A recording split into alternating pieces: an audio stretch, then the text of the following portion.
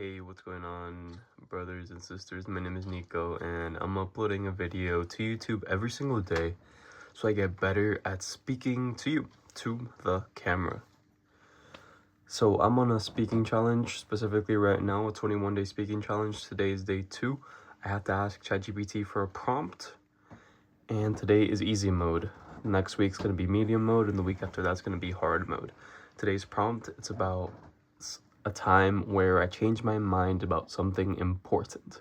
And I've decided to go against the prompt a little bit, and I'm going to discuss the topic of being very fluid in your beliefs and very open-minded.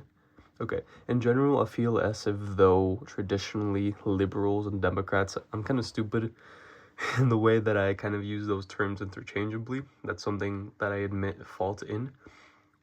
But I feel like as if those groups of people have always been the open-minded group. I'm in Amsterdam right now.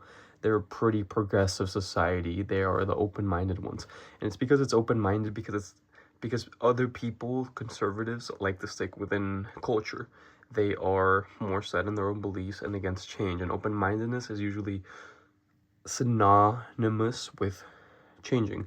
And it's synonymous with being open-minded about certain specific topics, such as being gay and accepting other beliefs. I don't think people are open or closed-minded when it comes to abortion. I don't think one side is labeled open-minded. It's mostly so about accepting new beliefs and the idea of gender abolition, the idea that there's no genders, the idea of being gay or having different sexual orientations, or even being from a different country and accepting different cultures and beliefs. That's, I guess, why liberals are more stereotypically the open-minded type people.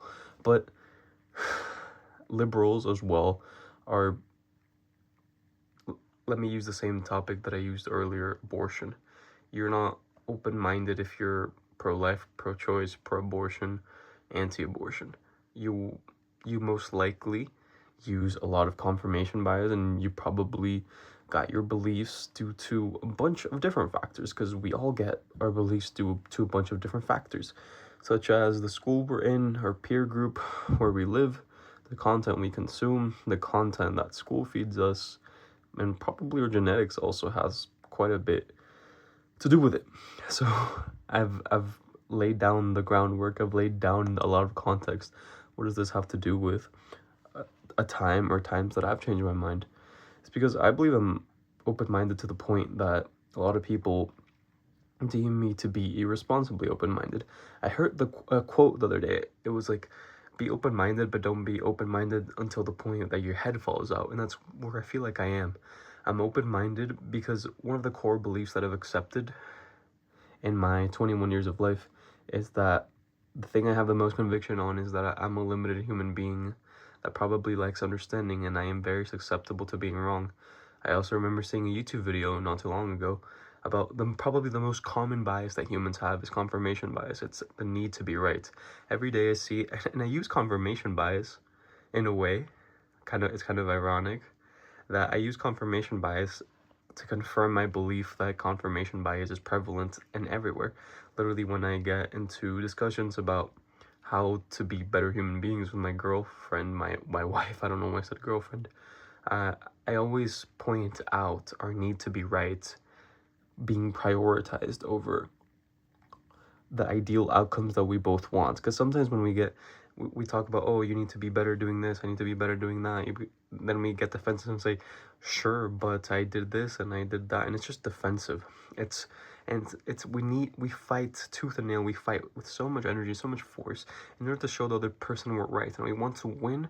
But in general, we both, if we take our pride and ego down, which is hard, we would agree that we want pretty similar outcomes, and we agree on more things than we don't.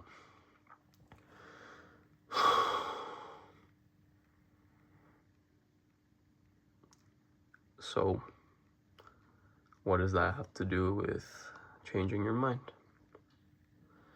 I think you should change your mind quite a lot. And this might be a dangerous way to live, but it might be a more fair way to live. I've been conservative, I've been liberal, probably been communist at times. And that's fine. And I think I'm going to keep changing. A lot of people will shame you for not sticking with what you said a year ago and saying you always change your mind, that you're a hypocrite. There's this one YouTuber I always used to criticize. His name is Hamza, and he used to claim that, of course I'm going to change my mind. That means I'm growing. And I never understood him until recently. But I totally get why it's really annoying that people will change their minds. Right now, my mind on topics probably should change when presented to being new information. But I guess a good way to not change your mind a lot, is to always view things from the point of view, from the lens, from the frame of always try to do what is right and ignoring confirmation bias and pride. That's how I managed to find solutions in discussions / arguments with my wife.